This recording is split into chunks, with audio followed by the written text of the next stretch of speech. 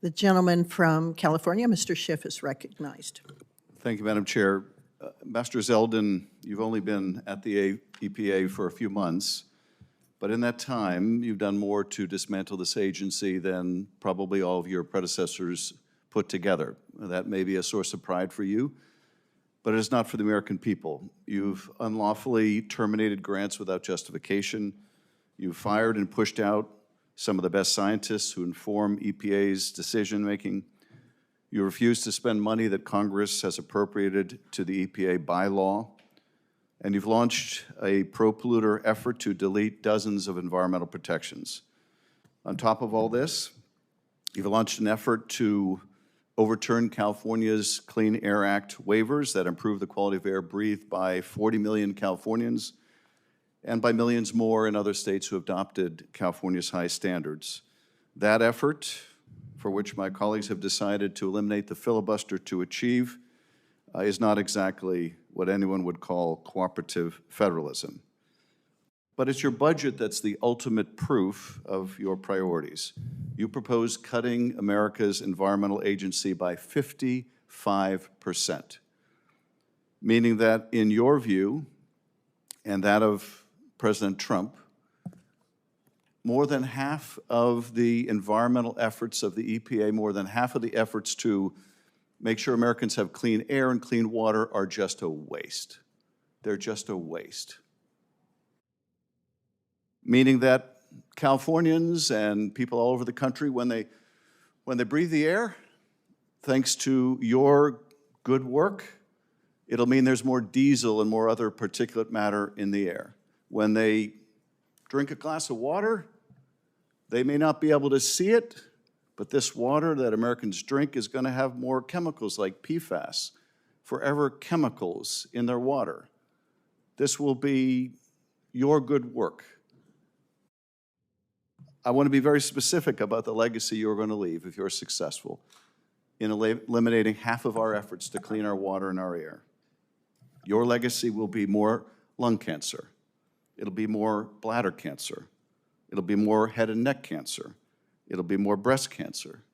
It'll be more leukemia and pancreatic cancer, more liver cancer, more skin cancer, more kidney cancer, more testicular cancer, more colorectal cancer, more rare cancers of innumerable varieties. That will be your legacy. I don't know that that's a legacy that anyone should want to have. My kids are going to be breathing that air just like yours. My family's going to be drinking the water just like yours. We may not be able to pinpoint just who gets cancer because you've done away with half the budget of those looking out for our clean water and clean air. But it's going to be somebody's kids, it's going to be somebody's family. To put this in more specific terms, there are 22 grants frozen by the EPA focused on improving health and reducing pollution, many of which directly impact children. For example, one project in Santa Ana, California, provided funding to help detect and prevent lead poisoning in children. According to the census, about 10% of the population in Santa Ana are under the age of 9.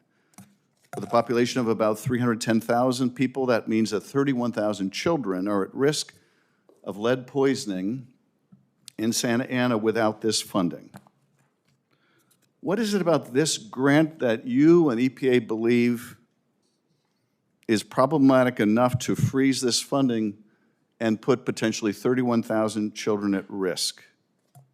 Senator, who is the grant applicant? This is to the city of Santa Ana. You have the biggest, state, so we're going to have to go through every single list of the grant. Well, by the way, with that wind-up, by the way, I understand that you were an aspiring fiction writer. I see why.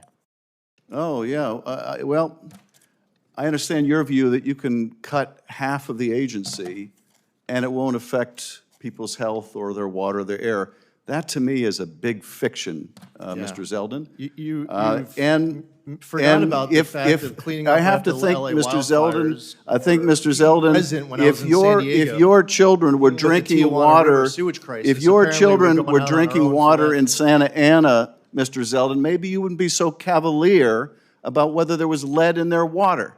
Maybe you would give a damn instead of coming in here and suggesting that any grant that takes lead out of the water must be waste, fraud, or abuse because you need time has expired. the money for a tax cut for rich people because you're totally beholden to the oil industry.